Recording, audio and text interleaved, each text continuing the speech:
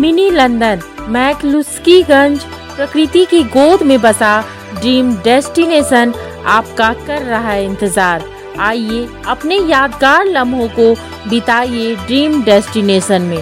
राजधानी रांची से महज 50 किलोमीटर दूर आपका अपना ड्रीम डेस्टिनेशन।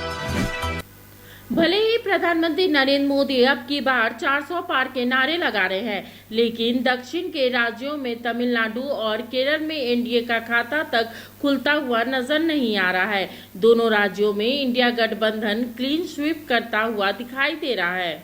देश भर में लोकसभा चुनाव का माहौल है, कभी भी चुनावों की तारीख का ऐलान हो सकता है। इस बीच एक सबसे ताजा सर्वे सामने आया है।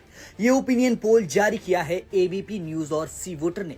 इस ओपिनियन पोल में दक्षिण भारत के राज्य केरल और तमिलनाडु के आंकड़े चौंकाने वाले हैं।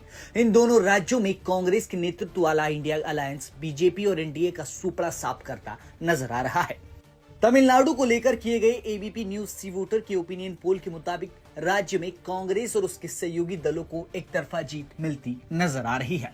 सर्वे में आए आंकड़ों के मुताबिक तमिलनाडु की सभी 39 लोकसभा सीटों पर कांग्रेस का इंडिया गठबंधन जीत सकता है। यहाँ बीजेपी और उसके सहयोगी दलों का खाता अभी खुलता नजर नहीं आ रहा है।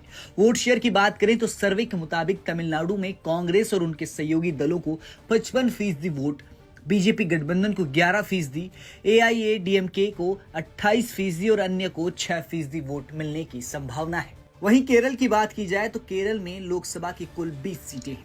एबीपी न्यूज सी वोटर के ओपिनियन पोल सर्वे के मुताबिक केरल में अगर आज चुनाव होते हैं तो कांग्रेस का इंडिया अलायंस राज्य की सभी 20 सीटों पर जीत दर्ज कर सकता है। यानी इस सर्वे में दक्षिण भारत के राज्य केरल में भी बीजेपी की हाथ खाली रहने की संभावना है।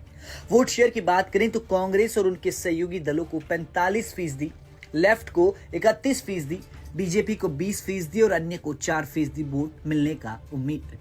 इस तरह से एबीपी न्यूज के इस ताजा सर्वे को देखा जाए तो इन राज्यों में एनडीए का सुपड़ा साफ होता नजर आ रहा है।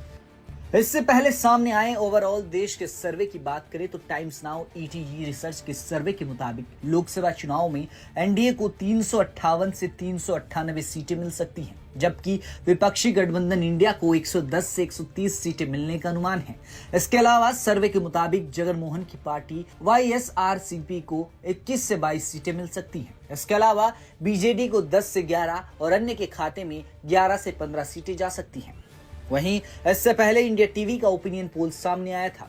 इंडिया टीवी सीएनएक्स के ओपिनियन पोल के मुताबिक एनडीए को 543 में से 378 सीटें मिलने का अनुमान है, जबकि इंडिया गठबंधन को 98 सीटें मिल सकती हैं। वहीं इस सर्वे में अन्य के खाते में 67 सीटें दिखाई गई हैं।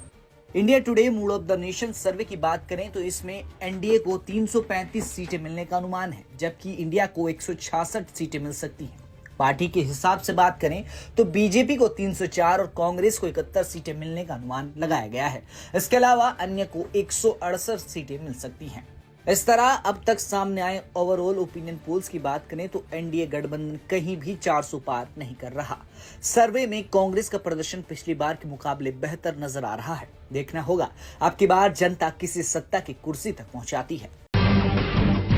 जब टूटती है आस, जब थकती है सांस, जब रूठते हैं अपने, मुंह मोड़ता है जमाना, जब अंगड़ाई लेता है संकल्प, फिर बनती है कहानी, बनते हैं अनमिट निशान। देखिए मेरे साथ संघर्ष की दास्तां।